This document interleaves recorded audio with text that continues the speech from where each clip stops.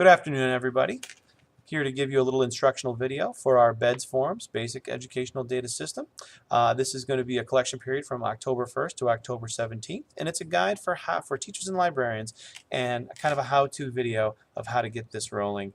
And it will be our first year doing it electronically, so we hope this video is helpful. Before you log into the Teacher Access and Authorization Portal, or the TAA, we have a few guidelines for you. The first one is to log in to Teach to verify your legal name and email address. If you've had a name change, please refer to your email sent by Jill Bush to go over instructions for how to go about doing this. There is an address right here, as you'll see, www.highered, nysed.gov. This address will definitely put you in the right direction. Secondly, we'd like you to prepare the following information as of October 1st, 2014.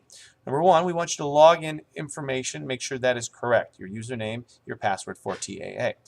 We also need registration, your number of students in each class assignment. Also, the predominant grade level of students in each of the assignments and whether or not the class is a core class or not. Note that new teachers as of September 1st, 2014 must obtain a PIN number from the district to register their accounts and obtain accurate login information such as username and password for the TAA. You're now ready to access two different applications within this portal.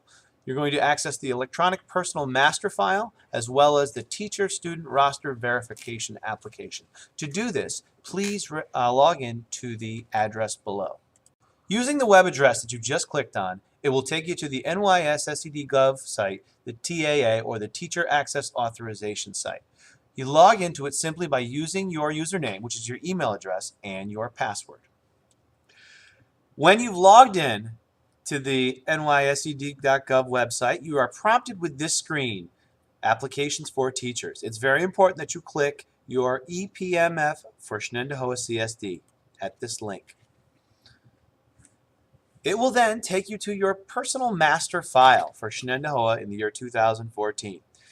To begin, you want to verify your personal information, making sure your first and last name, middle initial are right, and of course your birth date.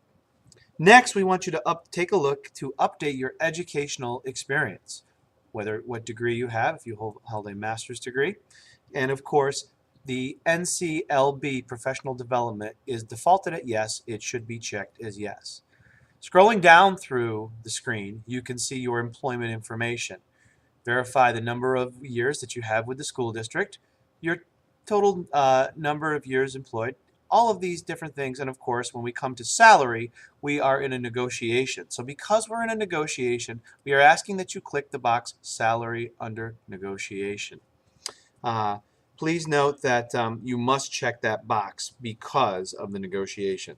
Also, note your home school. All of our school district schools are there. I'm at Gowanna Middle School, so I will check Gowanna Middle School. Once you've done that, one of the most important steps is to hit save. You may save at any time during you are verifying information or putting in information. We highly suggest that you successfully save the form as you go through verifying your information and then add your assignments. Once you've verified all your information, you scroll down to the bottom of the web page and find the assignments section. There's a little button right here called Add Assignment. You're going to click this button. It's going to take you to this scene, this particular screen, where you have your assignment code, your assignment name, your grade level, your registration of how many students you have, and if it's a core class or not. It usually defaults to all core classes, so you may have to make that change. First thing that you're going to do is highlight the row that you're in. And I know right there, I'm 3120, and I've highlighted my row. I know that I teach 8th grade, so I'm going to fill in grade 8. And I know I have 23 students in this particular section that I'm looking at, my 3rd period class, so I'll put in 23. Once I have my grade level, my registration, it's highlighted, I'm going to select Add Selected Assignment. Okay, it gives me this nice little green arrow up here. It was added. I'm going to click the X right here as if I'm leaving the page, but I'm not actually leaving the page. If you notice, if I come back to the assignments page, there's my code, there's my class, there's my grade, there's my registration, and of course it's a core class. This can all be edited from this position right here if need be. I'm going to hit the magic button of save and not submit. I'll say that again, save and not submit, to keep adding to what I need. But it successfully saves each time I do something. I'm going to then click add assignment again. Unfortunately, you have to do this 5 times if you have 5 classes or 4 classes. So I see my class again. The first thing I do to show you again is to highlight it. There's my code. There's my assignment name. I'm going to select my grade once again, 8th grade. Ironically, I have 23 people in the next class as well. And of course, it's a core class. I want to make sure, now look, it got deselected there. So I'm going to make sure that piece is highlighted. I'm going to come down here. I'm going to click Add Selected Assignment. I get my green check mark. Of course, I go up to the top and I check down here and look at, I have 2 of my sections at the same grade in the same class selected. Of course, I'm going to hit the magic button. As we talked about, save is the one that you want to hit, not submit. Please add each of your classes to this assignment. Perfect.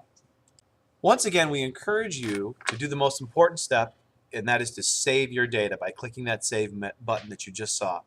The final step, number 4, is to review your data.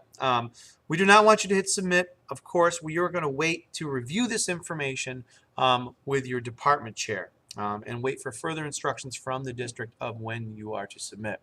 You're only permitted to submit your date 1 time, so it's very careful that you do not do this. Once your data is submitted, you will not be able to re-enter the application or edit the data.